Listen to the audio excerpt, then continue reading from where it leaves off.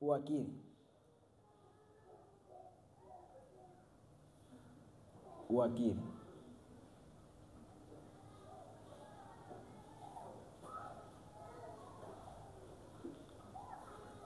Tupo online, andika uwakili. Si tupo kwa baba tunajivunia.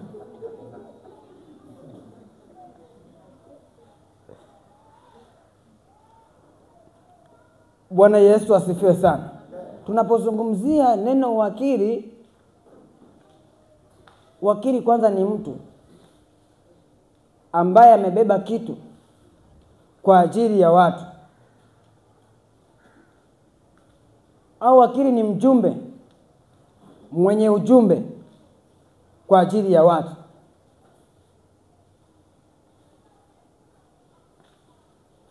Wakili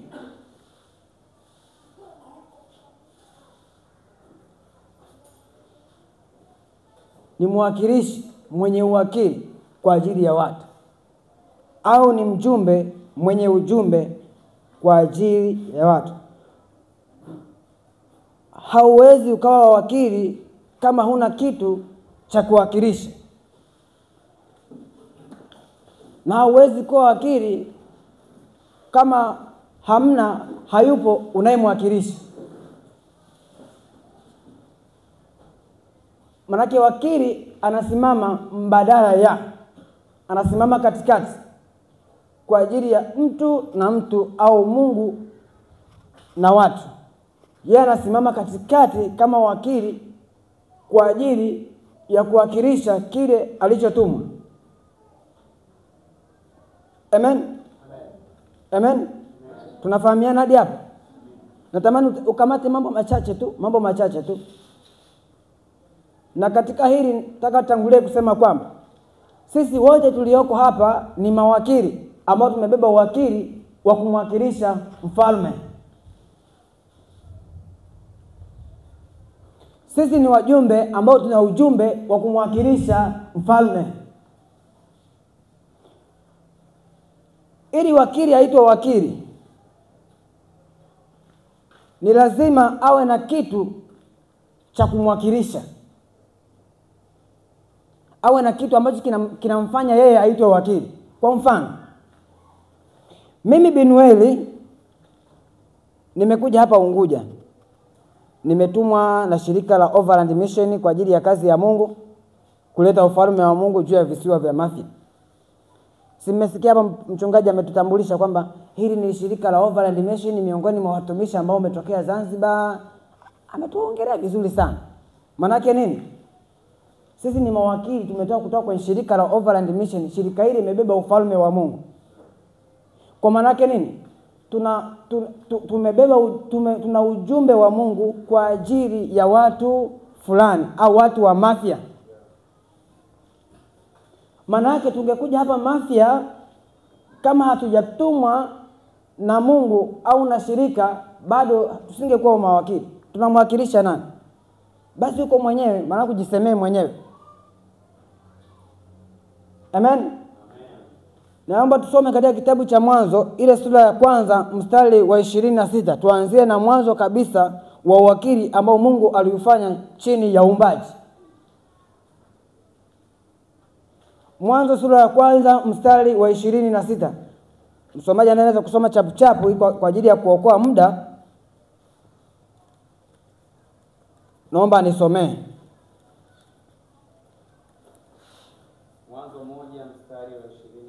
Mwanzo 1 mstari wa 26.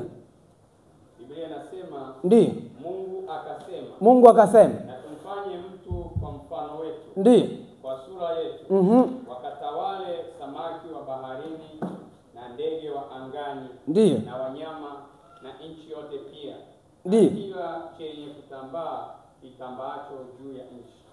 Bwana Yesu asifiwe sana.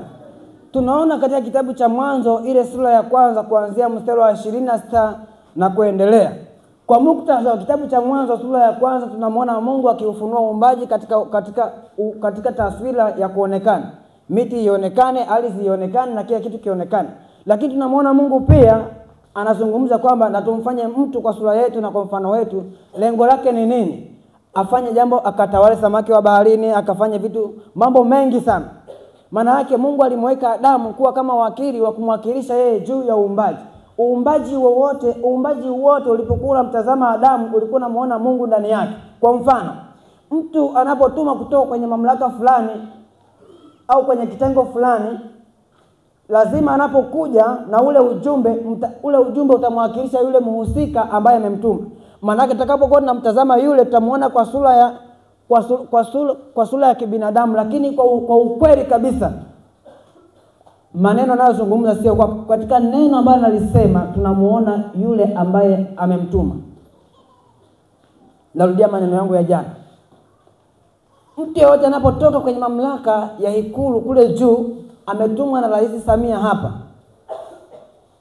anapokuja kuzungumza maneno, maana yake ndani yake ni Samia anaongea.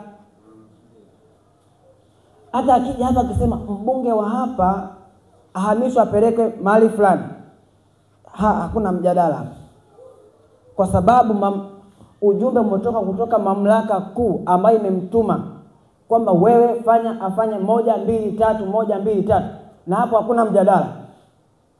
Akitaka mjadala apande ngazi za juu. Amen. Amen. Sasa basi tunamwona Mungu anamweka Adamu kuwa wakili wa uumbaji mzima. Mungu alimweka Adamu kuwa wakili wa uumbaji mzima. Maana yake uumbaji wote ulipokuwa unamuona Adamu, ulikuwa unamuona Mungu ndani yake. Kwa sababu Mungu alikuwa haji pale kwenye uumbaji akimwambia kuku acha usimfanye kitu fulani, usivuke mipaka yako. Maana yake Adamu alikuwa amepewa nguvu na mamlaka ya kuweza kuongoza uumbaji mzima. Maana yake uumbaji ulipokuwa unamtazama Adamu, ulikuwa unamuona Mungu ndani yake. Ndio maana Biblia inasema hivi, na tumfanye mtu kwa sura yetu na kwa mfano wetu. Lengo ni nini? Akatawale samaki wa baharini, ndege wa angani na kila kitambaacho juu ya uso wa nchi. Wakili wa kwanza ambaye Mungu alimfanya katika uumbaji. Kwa sisi katika sura ya kwanza kitabu cha Mwanzo, kwa muktadha wa kitabu hiki, Mungu anamweka Adamu kuwa wakili ambaye anamweka ili yeye amwakilishe juu ya uumbaji mzima. Manake kwa lugha nyingine, Mungu alipokuwa anakuja kumtembelea Adamu, alikuwa haji kusema kwamba labda amekuja kuangalia kuku. Biblia inasema hivi, kila wakati unajua kupunga, Mungu alikuwa akizunguka kwa kuja kumtembelea Adamu.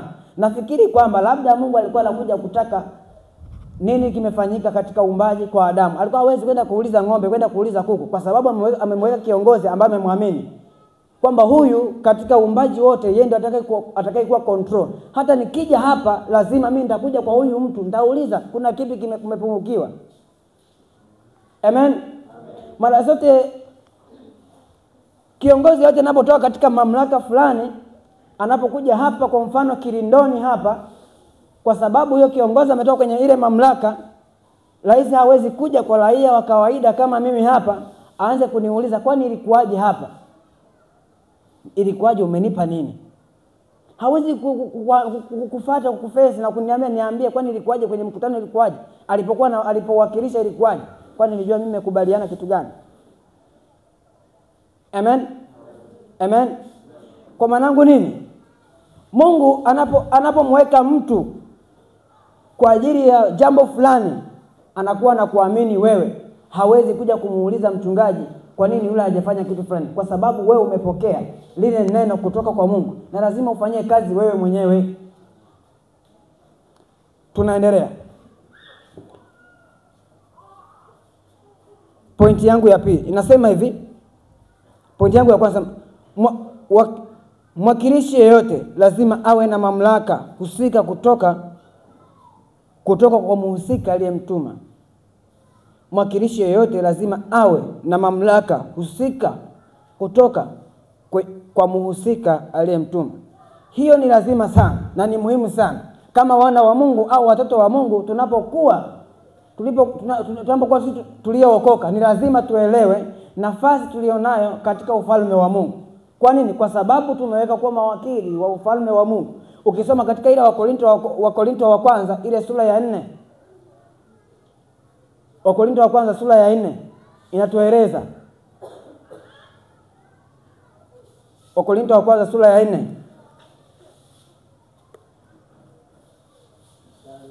wa kwanza. Wakorintho wa kwanza sura ya 4 mstari wa kwanza, Biblia inasema mtu na atuhesabu hivi kuwa tu watumishi wa Kristo, kuwa tu watumishi wa Kristo na mawakili wa siri za Mungu, na mawakili wa siri za Mungu. Ishie hapo. Bwana Yesu asifiwe sana.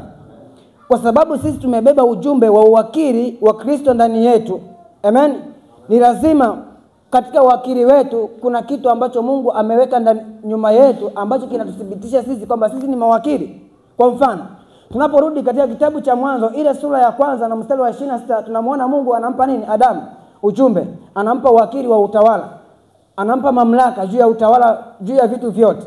Na sisi kama watumishi wa Mungu ambao tumepokea ujumbe wa uwakili, amen, tumepokea ujumbe wa uwakili kwa yule aliyetuma, kuna kuwa na vitu ambavyo vinatuthibitisha sisi kuwepo na mamlaka na nguvu ambayo inaweza kuthibitisha au kutiisha kile ambacho tunakifanya. Ni muhimu sana kuelewa na kujua mamlaka ambayo umepewa na yeye aliyekutuma. Kwa sababu imagine, narudia maneno yangu ya jana, mtu ametoka kwenye mamlaka, ametoka kwenye meza kuu kule Ikulu, ametumwa hapa. Alafu mnamkuta anaendesha baisikeli, kwa mfano anaendesha baisikeli alafu ananiambia rais ameniambia. Utamuelewa? Utamuelewa? Hata kama ni mimi hapa ndo nimekuja zangu huko from nowhere, anakuambia jamani rais ameniambia, kwanza watanikamata. Wantia adabu kidogo. Kwa sababu unazalilisha. Amen. Unazalilisha ile mamlaka ya rais. Mara zote rais anapomtuma mtu kwenda mahali popote, tunaona jamani mawaziri, wabunge anapopita hapa, watu wote tunampisha. Kaa pembeni, utake usitake. Wote magari na ving'ora vinakuja. Na akisimama pale akiongea, watu wote kimya. Amen. Manake nini? Amempa ile mamlaka kutoka kwenye mamlaka yake kule juu. Na maana ukipita mahali popote watu wote watapisha njia na ving'ora, na hata akizungumza tutaweza kumsikiza, tofauti na yule ambaye atatoka na baisikeli. Huyo watamkamata na watamtia adabu kidogo. Sasa basi, naomba tusome kitabu cha Kutoka sura ya 3 mstari wa kwanza. Mungu anapomuita Musa.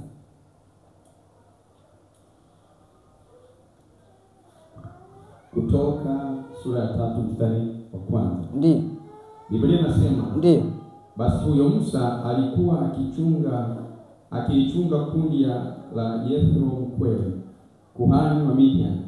Akaliongoza kundi nyuma ya jangwa, akafika mpaka mlima wa Mungu hata Horebu. Malaika wa Bwana akamtokea katika mwali wa moto uliotoka katikati ya kijiti. Akatazama, na kumbe kile kijiti kiliwaka moto, nacho kijiti hakikuteketea. Ndiyo.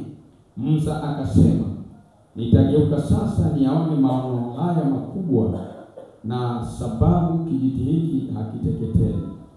Bwana alipoona ya kuwa amegeuka ili atazame, Mungu akamuita kutoka katikati ya kile kijiti. Amen. Amen. Amen. Bwana Yesu asifiwe sana. Kufuatana na muda wetu tulionao, utaenda kusoma kumalizia hicho kitabu cha Kutoka sura ya 3, pao utaenda kusoma ule muktadha mzima ili uone namna gani Mungu alipokuwa anamuita Musa kwa ajili ya utumishi, kwa ajili ya kuwatoa wana wa Israeli mbele ya Farao. Amen. Tunamwona Mungu anamtuma Musa kama mwakilishi wa kwenda kumwakilisha yeye juu ya taifa la Misri na ndani ya wana wa Israeli. Amen. Tunamwona Mungu anampa Musa mamlaka kama wakili wa kumwakilisha yeye mbele ya Farao na wana wa Israeli. Maana ukisoma katika kitabu cha Kutoka hicho sura ya 3, Mungu anazungumza na Musa. Musa anaposema nigeuke niyaone maono haya, na Mungu hapa anapomwambia vua viatu, na Mungu anaanza kuzungumza na yeye. Amen. Na akazungumza na Musa kwa muda, akazungumza na Musa. Musa akamwambia, ni kitu gani wataenda kuniamini hawa watu kama mimi kweli nimetumwa na wewe? Pale Mungu anaanza kumwambia kwamba angusha fimbo yako hapo chini. Musa alipoangusha fimbo ikageuka kuwa nyoka. Maandiko yanasema akakimbia, lakini Mungu akamwambia mshike mkia.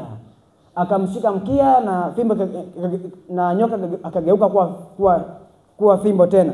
na Mungu akamwambia tia mkono wako kwenye mfuko kwenye joho lako. Alipotia mkono ukatoka na ukoma, na baadaye tena akasema tia tena. Alipoutia ukatoka uko mzima kabisa, na ishara ile ikampa nguvu Musa, na alipoenda kwa wana wa Israeli alifanya zile ishara na watu wakaamini na wakamwamini sana Musa. Pale ndio process zikaanza za Musa kwenda kwa Farao, kwenda kwa Farao, kwenda kwa Farao, kwenda kwa Farao.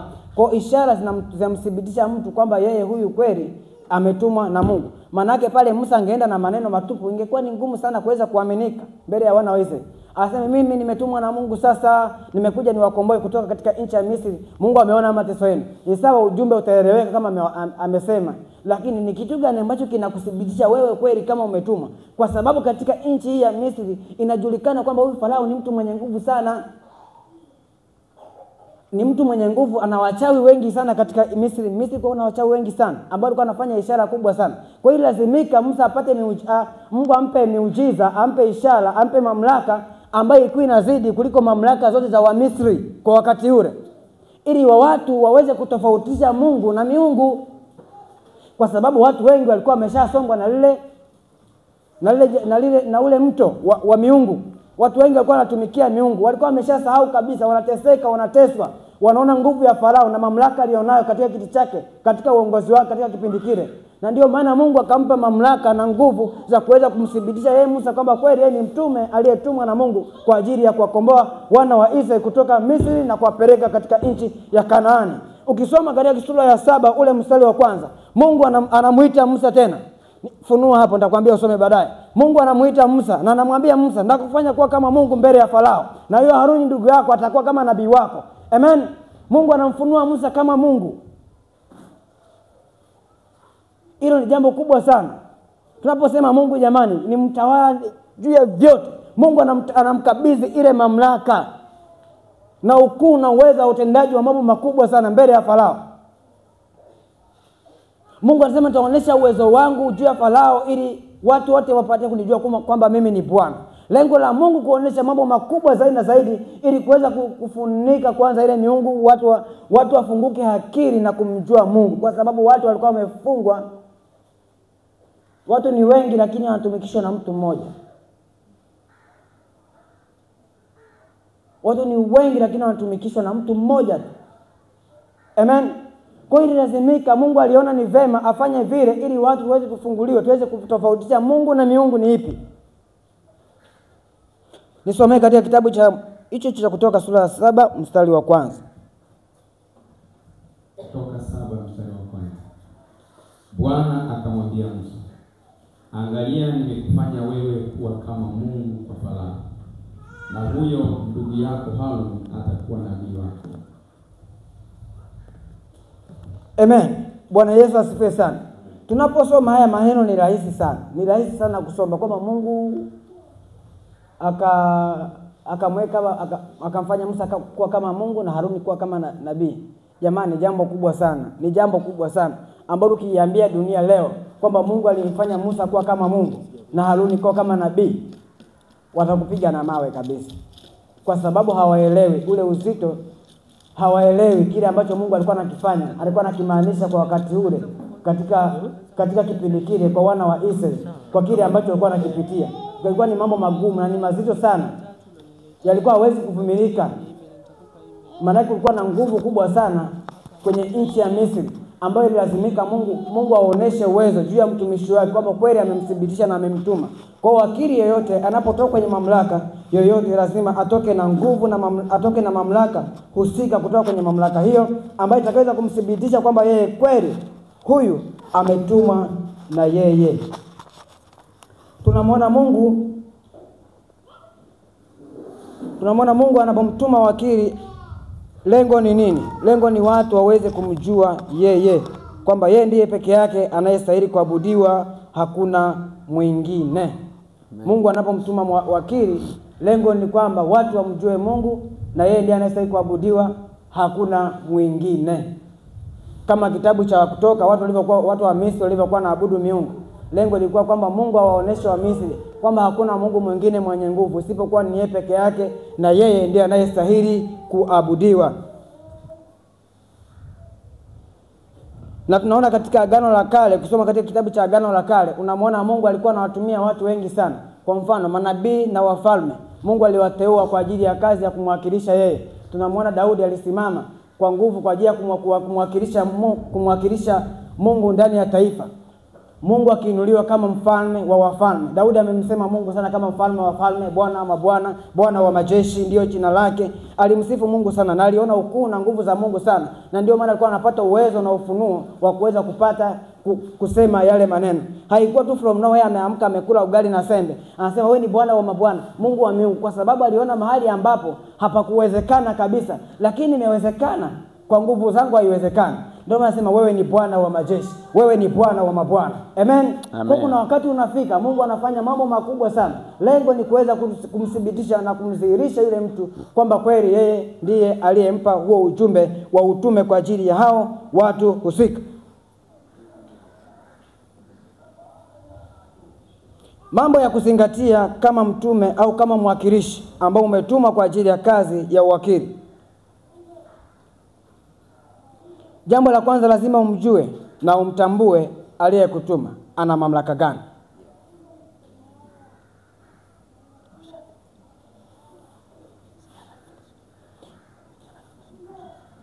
Hilo ni jambo muhimu sana la kuzingatia katika uwakili. Hilo litakupa nguvu na uwezo na ujasiri wa kusimama mahali popote pasipo kuogopa.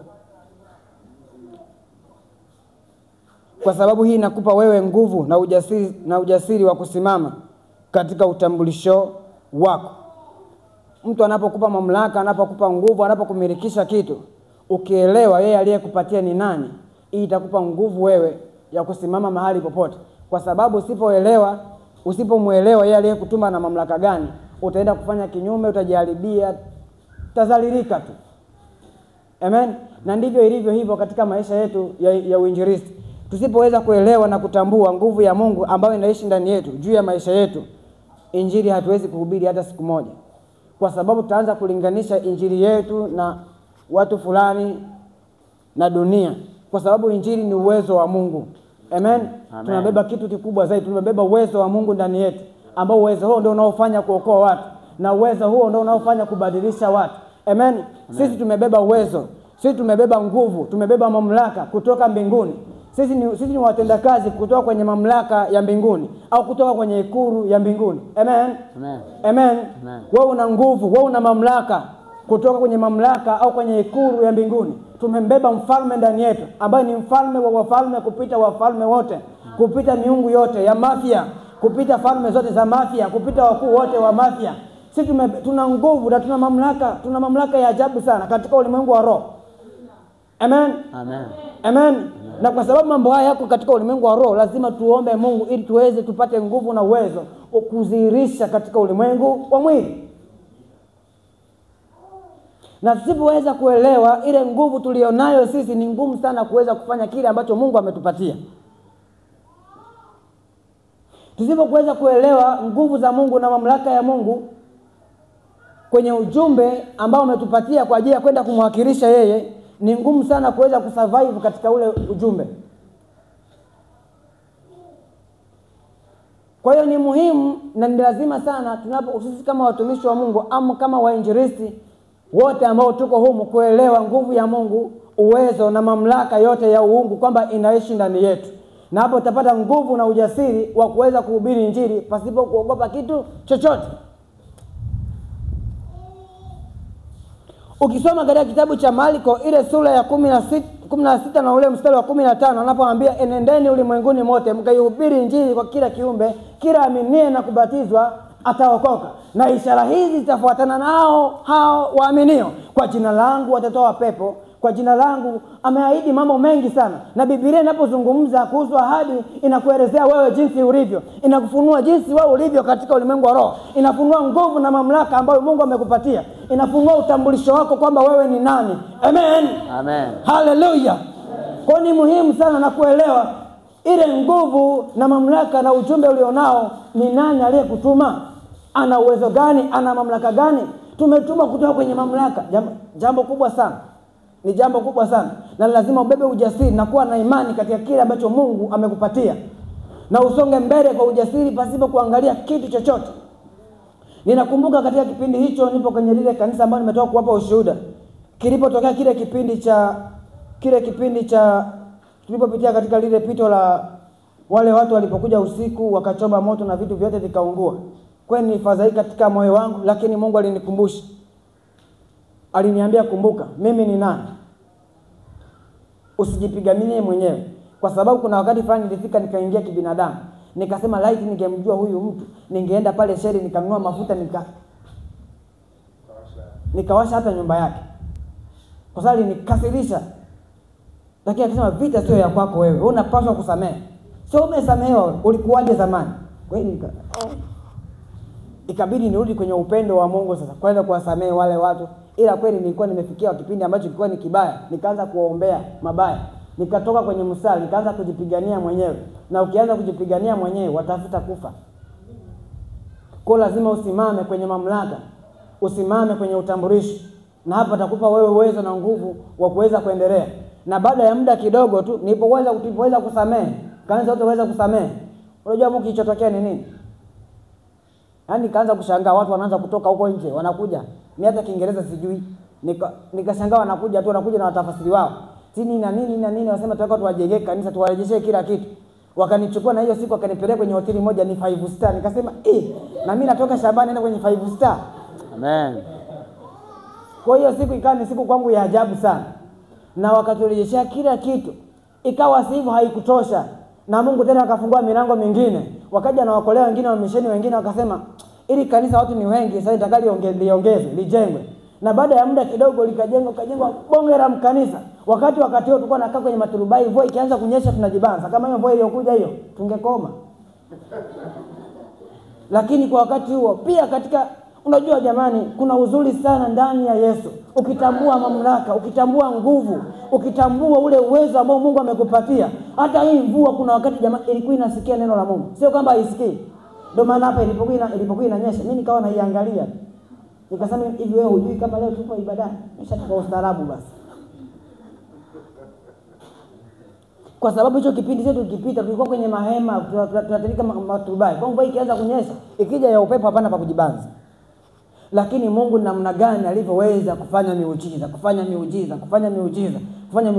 Na sasa mkanisa umejengwa mkubwa, mzuri sana. Watu 350 wanaingia. Na kanisa sasa linajaa kwa sababu ndani yetu, kwa sababu Mungu ameweka huduma na sisi tunazalisha wainjilisti. Kwa kazi inaendelea kuzaa. Tamani uzae. Amen. Katika huduma hiyo ulionayo, kamatia hapo. Katika huduma hiyo ulionayo ya uinjilisti, kamatia, ya uchungaji, kamatia. Lakini kaeni chini. Na msiinuke.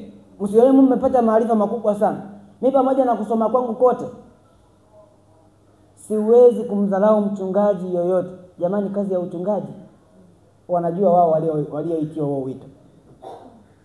wao wito wanajua. Na ni muhimu sana kuheshimu na kuwapa nafasi yao. Ni muhimu sana. Wewe kazi ya kama afya miaka yote nafikiri mchezo. Mimi siwezi. Sio kama afya tu, kama unaona kama relax, waulize ni mangapi wamepitia. Watakwambia. Yaani hadi kaanza kufika hapa, sio mchezo. Kwa nini nasema hivi? Kwa sababu mimi nimeona mwenyewe kwa macho yangu. Mchungaji wangu alikuwa anataka niweke kwa mchungaji msaidizi, kamwambia, baba, kweli? Hebu tumuombe Mungu kwanza. Kwa sababu kuna kipindi fulani ambacho mchungaji mmoja alienda kusoma. Mimi nilibaki pale kama mwangalizi, naangalia, nashughulikia huko, naangalia. Hasa hizo pilika zilizokuwa zinafanyika hapo. Na inabidi uwe mtu wa maombi sana. Lakini pia na wewe uwe ni mtu wa maombi. Amen. Ujishughulishe, tumpige kampani mchungaji. Na sisi kama watumishi wa Mungu tuwe na juhudi. Tutamani, tumwambie Baba tufanye vipi tuweze kupita tufike mahali fulani. Kwa katika huduma hiyo ulio nayo, fanya kwa uaminifu na Mungu atakuinua zaidi sana. Lakini katika huduma hizo zote Mungu alizokupa, huduma ya uinjilisti ipo kwa kila mmoja. Agizo la kwamba hivi, enendeni ulimwenguni mote. Hakuwaambia wachungaji kwamba nendeni, au wainjilisti nendeni, au mitume nendeni, au manabii au walimu nendeni. Alisema enendeni wote mkaihubiri injili kwa kila kiumbe. Kwa ni muhimu sana katika nafasi ulionao, washirikishe, share na rafiki zako. Ishi maisha ya utakatifu ambayo tajenga ushuhuda hadi watu wengine waambie waje, siri, nipe siri ya maisha yako, nipe siri ya mafanikio yako. Utawaambia Yesu ni Bwana. Kuna nguvu ndani yake. Kuna nguvu ya urejesho, kuna nguvu ya uponyaji, kuna nguvu kubwa sana. Amen. Tunatembea kwa ujasiri, tunatembea kifua mbele. Yaani unatembea kama bouncer. Unapotambua nguvu na uwezo na mamlaka, huwezi kutembea kwa hofu ama kwa kuwaza hivi ni kweli ama si kweli. Kwa sababu una uhakika na unauthibitisha wa yeye ambaye amekutuma, na amesema nitakuwa pamoja nawe hata mwisho. Ameahidi, hawezi kumwacha mtu yoyote. Kwa hiyo chukua hiyo imani. Chukua hiyo imani. Kwanza kwamba wewe una ujumbe kwa ajili ya watu. Wewe una ujumbe kwa ajili ya mafia. Wewe una ujumbe kwa ajili ya dunia. Wewe una ujumbe kwa ajili ya taifa. Wewe una majibu ya taifa, una majibu ya watu. Amen. Wewe una majibu ya wagonjwa. Una majibu ya watu ambao wanateseka na mapepo. Una majibu na watu ambao wanasumbuliwa na dunia. Sisi tuna majibu. Ndio maana tunawaambia Yesu ndiyo njia pekee na kweli na uzima. Njooni kwake. Akawaambia njooni ninyi nyote msumbukao na kulemewa na mizigo, na mimi nitawapumzisha. Katika Mathayo sura ya 20 ngapi? 11 mstari wa 28. Anasema njooni ninyi nyote msumbukao na kulemewa na mizigo, na mimi nitawapumzisha. Kwa anatuita, anawaalika watu wote. Lakini ni nani basi atakayeenda? Ni mimi na wewe. Hawezi kuja kusema kwamba baba atasikia hii mic. Kuna wengine wako mbali, hata hii mic hawana taarifa naye.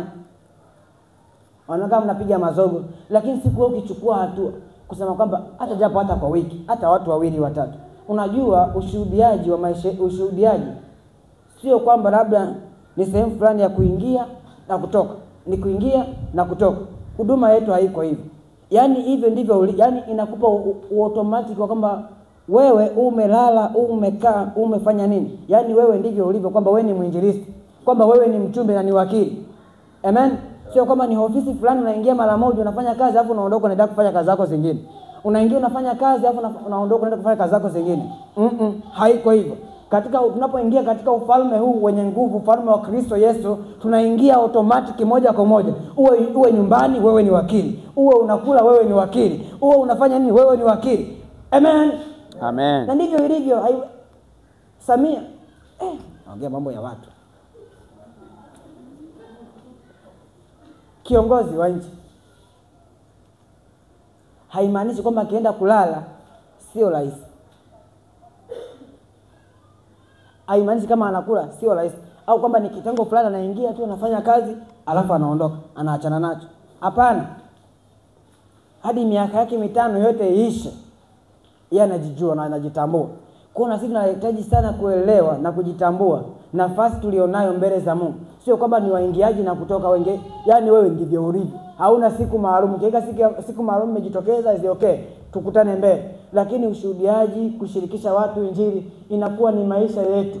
Inakuwa ni maisha yetu, inakuwa ni maisha yetu. Hata usemi na maneno yako inakuwa inabadilishwa. Amen. Amen. Amen. Wanaanza kwanza kujifunza kwamba huyu mtu mbona anaongea tofauti na sisi. Tukianza kuongea maneno mengine, yeye ameshafumba mdomo kimya.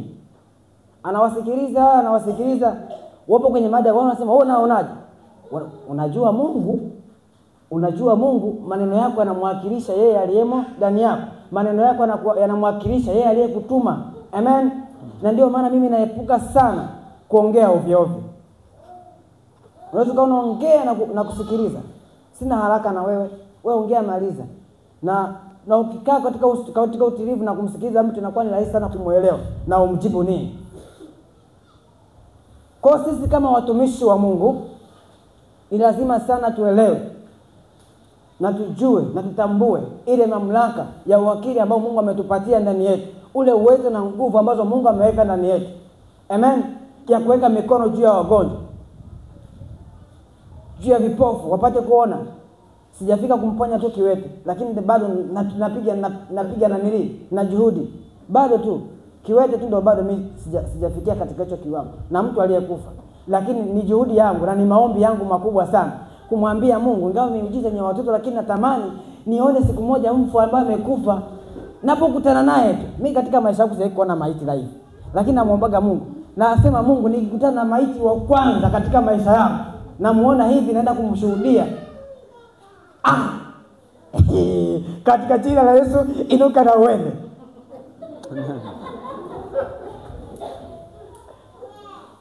Hata kama nimechukua hatua ya imani, hata kama sipoamka namuuliza Mungu, shida iko wapi? Shida iko wapi? Aniambie, anifundishe. Umeniambia na umenipa huu ujumbe, umenipa hili jukumu la kwamba enendeni ulimwenguni, mtaponya vipofu, mtafufua na wafu. Sasa bwana, nimefanya hajafufuka. Na hii imekuwa inanipa mimi kukua sana mara kwa mara kiroho.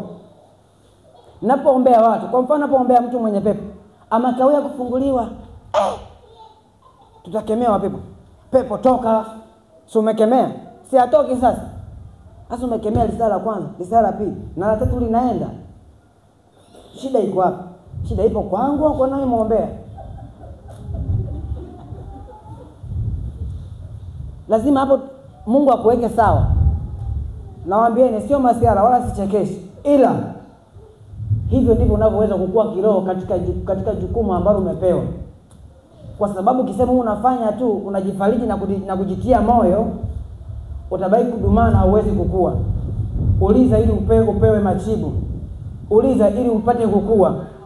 Uliza Mungu akufanye upya tena. Uliza ili Mungu akuinue katika hilo jambo. Uliza ili Mungu akuponye wewe kwanza kabla hujaenda kufanya lile tukio ambalo Mungu amekuagiza. Amen. Mimi namwambiaga Mungu, niponye kwanza. Hebu niponye mimi kwanza kabla sijaenda kumponya mtu mwingine. Kwa sababu umenipa hili jukumu, kama mimi mwenyewe nitakuwa ni mdhaifu, nitakuwa na ujasiri gani? Mungu ni kama rafiki, ni kama baba mzuri, baba mwema. Anataka sisi watoto wake tusikie anasema nini, anatuelekeza nini. Katika kila kitu ambacho ametuagiza tukifanya, anatamani tumsikilize, tupate maelekezo ya kufanya kwa wakati ule. Mwanangu, fanya 1 2 3, fanya 1 2 3. Hata baba anapowapa majukumu hapa, wewe utaenda kufanya jambo fulani, atakupa maelekezo, utaanza 1, utaanza 2, utaanza 3, utaishia hapa. Na ukifuata zile protocol ambazo amenani, baba akija pale tumefanya vile vile, anafurahi sana. Lakini ukienda mradi tu lazima uulize kwenye serikali ya mbingu, serikali ya kutuma, mbona nimefanya kama vile ulivyonituma, lakini mbona sioni matokeo? Kwa nini? Utasikia sauti ya upole ya Mungu inakwambia. Utasikia unaanza kupata ufunuo mpya kwenye mawazo na akili yako. Hiyo haikusubiri wewe ukalale ukaote. Ndoto zitakuja usiku, utakuja maelekezo mengine usiku. Lakini tamani kusikia sauti ya Mungu kwa wakati huo unapokuwa unatenda kazi. Hasa sisi ambao tunatenda kazi katika ufalme wa Mungu. Ni muhimu sana sana sana sana sana sana. Ni lazima sana kuwajibika katika jukumu ambalo tumepewa. Amen. Amen. Amen. Amen. Naomba unisomee kitabu cha Mathayo sura ya 16 na mstari wa 19.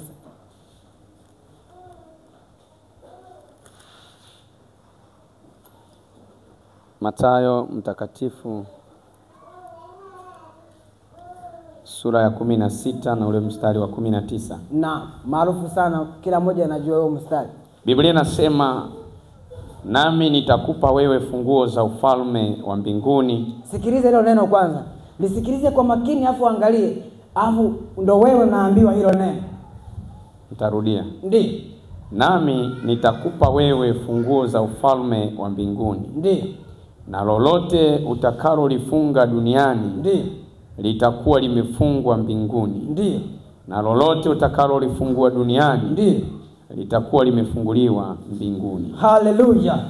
Bwana Yesu asifiwe sana. Biblia inasema kwamba tazama, leo nakupa funguo za mamlaka, funguo za mbinguni. Lolote unalolifunga limefungwa kweli kweli. Na ndio maana hii mvua mimi nilikuwa naitegea tu. Naitegea. Ina maana wewe huoni. Hata hivi viumbe jamani vinasikia neno la Mungu.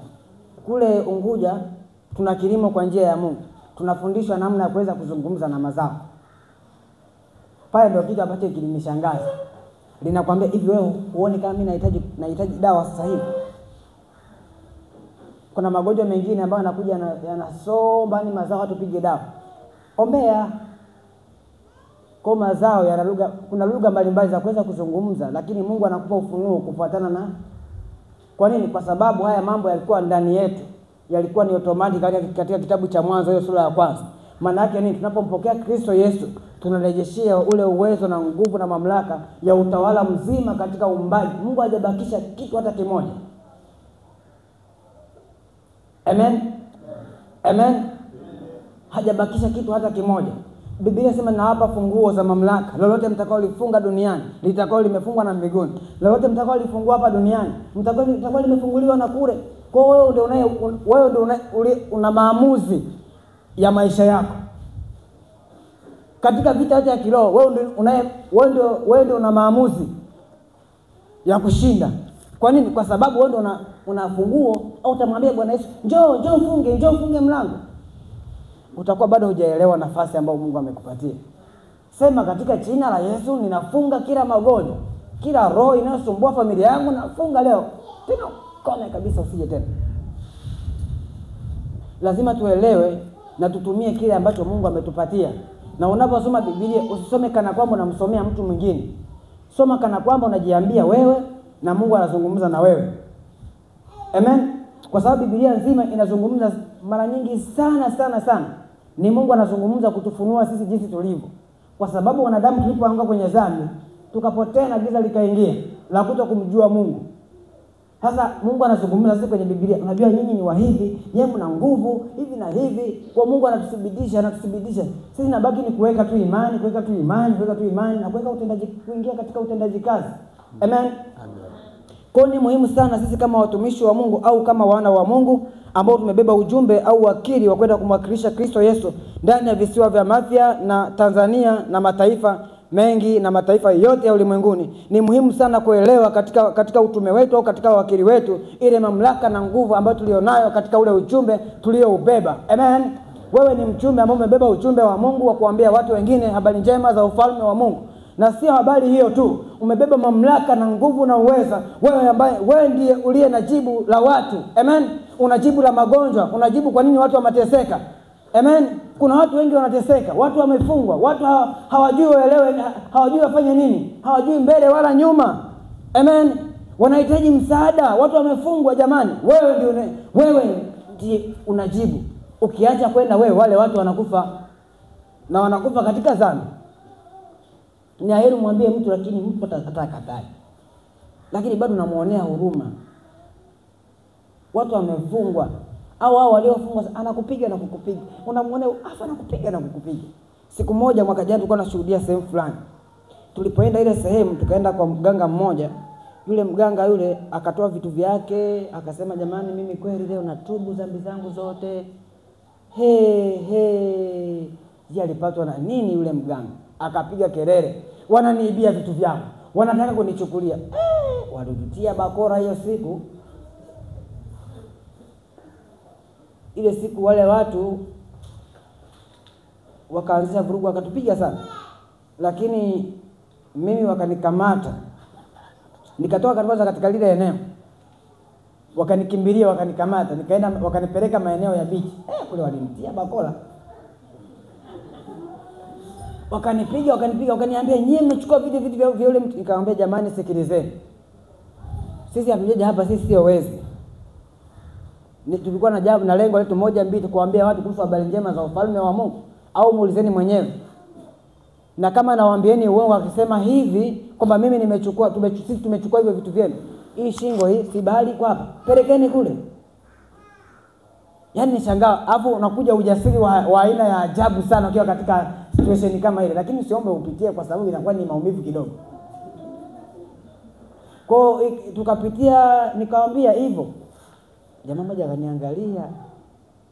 Sasa nilipokuwa katika kuongea, nimepiga magoti hivi, mmoja alinipiga teke la moja la hapa. Nikaanguka, nikasema labda ndo naelekea mbinguni. lakini nikakuta bado niko hai. Lakini miongoni mwao ikatokea kitu cha ajabu sana. Wale walikuwa na shauri moja, lakini kashangaa mmoja akasema, "Hebu mwacheni huyu. Mwacheni." Akanichukua akanipeleka kwenye pembezoni ya beach, kuna bangalo. Akanipeleka pale. Aliponipeleka ile sehemu, kulikuwa na vijana wengine kama vijana watatu. Kule nako nao wakachechamaa. Kwanza kabla ya pale kuchechamaa, yule bwana akasema, watu wasije kukupiga wakakuua. Akaniweka sehemu, akanitunza sehemu kwa kama mida saa 11 hadi mida saa 2 usiku. Amenitunza ile sehemu. Baadaye wakanitoa nje ya baraza. Waliponitoa nje ya baraza, wakaketi wakaweka viti vyao, wakaanza kunihoja. Mimi nikamwambia ukweli. Nikamwambia mimi ukweli ndio huo, sijaiba. Tupe simu yako. Mimi simu sina, simu nimechukua wenyewe. Tupe simu yako. Una nini hapa? Nikamwambia mimi na nguo zenyewe nimechana kama mnavyoona. Kwa hiyo unasemaje? Wakanilamba vibao, wakanipiga vibao. Siwatishi jamani, siwatishi. Lakini kuna kitu nataka kusudia ukichukue hapa. Wakanipiga vibao, nikasema yaani katika sehemu zote ambazo nilitoa machozi ni pale. Ili niuma sana. Akasema nanilamba vibao hivi kweli. Tena pale wakati ule Mungu ni wa ajabu tena. Mmoja akasimama akasema, "Mwacheni. Dogo hajafanya jambo lolote." Na ni mkubwa pale. Wote wakashuka chini. Akasema, "Dogo nenda nawe pale." Nikaenda pale bichi, nikajikosha. Nilipokoga nikarudi. Akasema, "Nakaa wapi?" Nikamwambia, "Nakaa mahali fulani." Lakini lengo letu lilikuwa 1 2 3, nikamwambia tu kweli. Akasema, "Kwa unarudije?" Nikasema, "Hata mimi mkiniacha hapa, naondoka tu naenda zangu tembea bichi kwa bichi nafika hadi nyumbani." Akaniambia, "Hapana. Wale watu wako pale wanakusubiria. Kwa hiyo ukienda hivi watakuzuru zaidi. Nifuate." Nikamfuata. Akaenda akatafuta nauli yeye mwenyewe. Akasema, "Kaa hapa." Mimi nikatafuta nauli. Akaenda akatafuta nauli, akaniletea, akaningoja, akasema, "Panda gari." Nikapanda gari. Kama mida saa 3 saa 4 usiku watu wananitafuta huko. Wanasema huyu mtu labda amekata roho, ameshaenda zake mbinguni zamani. Lakini mida saa 2 usiku na mimi pale nimetoka huko nimechoka, watu wamenitibua.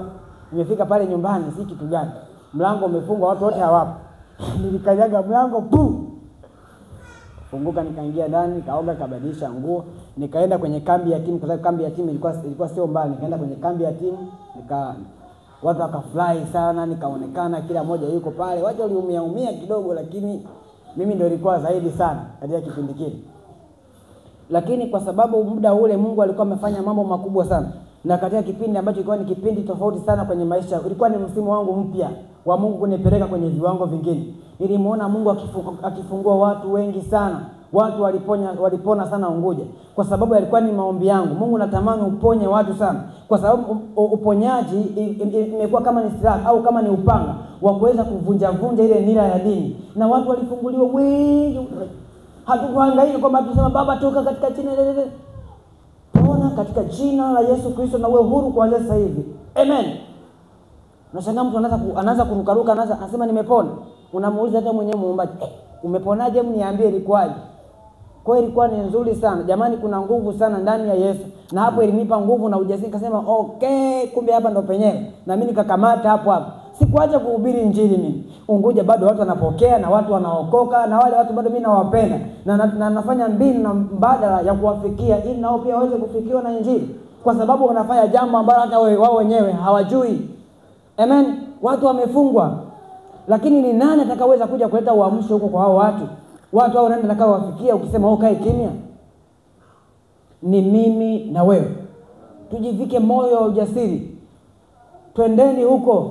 Jumanne twende tukavamia. Mimi na ujasiri na simuogope mtu yoyote.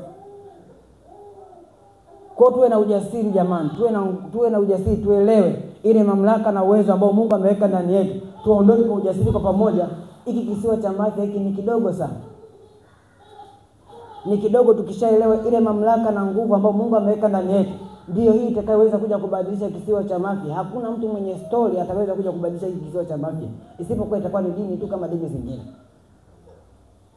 Utofauti wa dini na imani lazima kuwe na udhihirisho. wa matendo. Na matendo haya ni uponyaji na mambo mengine kadhalika ambayo yanafuatana na ahadi. Tutaenda kusoma katika kitabu cha Luka hiyo sura ya 16 mstari wa 15, na utasoma katika Wakorinto ile sura ya 5 mstari wa 17, na utasoma Wakorinto wa pili sura ya 5:17, Wakorinto wa kwanza sura ya 4 mstari wa kwanza na wa pili tumeshasoma, na utasoma katika neno la utambulisho Yohana sura ya kwanza mstari wa 12. Kufuatana na muda wangu niliopewa sasa unaelekea kufika tamati. Nataka kuuliza ni nani ambaye anatamani sana kuwa mwinjilisti wa kuwafikia watu? Kwa sababu zamani tuliambiwa kwamba ili uwe mwinjilisti lazima uchukue spika kama hizi, usimame kwenye jukwaa, uanze kuambia Bwana naokoa, Bwana naokoa, tubu dhambi, usipotubu utakufa. Relax yourself. Injili na relax. Anachokihubiri sio vibaya, anahubiri sawa sawa. Na wewe ukitoka hapa peke yako, mtu mmoja, ukianza kumfikia mtu mmoja, piga hesabu kwa mwaka, utakuwa umefikia watu wangapi? Ndio kwa umefikia watu 1000 ngapi? Maana yake ndani ya mwaka mzima wewe ulikusanya mkutano wa watu wa 1000 na waliookoka ni wengi zaidi. Amen. Ambaye anatamani kuwa mwinjilisti, kuwafikia watu. Mchungaji, mimi na hesabu nitakuja tu. Nyosha mkono vizuri. Ila Mungu ndiye anayejua moyo wako. Usiinue mkono kwa kutufariji kwamba labda tumfariji mchungaji tuonekane. Sema ukweli tu. Amen. Wewe unasema ukweli, jamani, kwa kweli mimi nahitaji kuwezeshwa zaidi. 1 2 3 5 6 7. Tushushe mikono yetu. Nataka niwaambie kitu kimoja. Tukiwa na moyo na juhudi, tukishikamana kwa watu 10 ambao tuko hapa. Ukisoma katika kitabu, katika Injili ya Yesu alitembea na wanafunzi 10 na wangapi? 12. Au watu 12 ndio wamefanya wewe leo umeokoka. Yaani kutoka kule Israeli Injili imeenea ulimwenguni kote na dunia nzima imepata kumjua Yesu. Hakuna sehemu ambapo Yesu hajulikani. Lakini kwa kuwa sisi tuko watu 12 hapa, hiki kituo cha Mafia kitatushinda. Tuseme tule ukweli, kitatushinda. Kwa lazima tufocus na tuelewe, tufocus katika hilo jambo, na hiyo serious. Tukae chini ya mchungaji wetu na hata tuelekeza, atatufahamisha. Sisi tunakuja hapa tunatoka tu. Lakini tuko pamoja sana, tunaendelea kuombeana, tunawakaribisha pia pale Zanzibar. Mje muone sisi tunavyofanya na pia mtutie moyo na mtufariji. Amen. Usisubiri uamshwe, kuletewa uamsho, amka mwenyewe, twende mbele. Na siamini kama kuna mtu hapa anaamshwa asubuhi. Au kuna mtu anaamshwa asubuhi? Si kila mmoja ukishakucha anajua kama hapo kumekucha. Kwa sababu kumekucha, tuamkeni, twendeni, subiri mchungaji aseme, "Waamsho." Amka madam kumekucha, safari iendelee.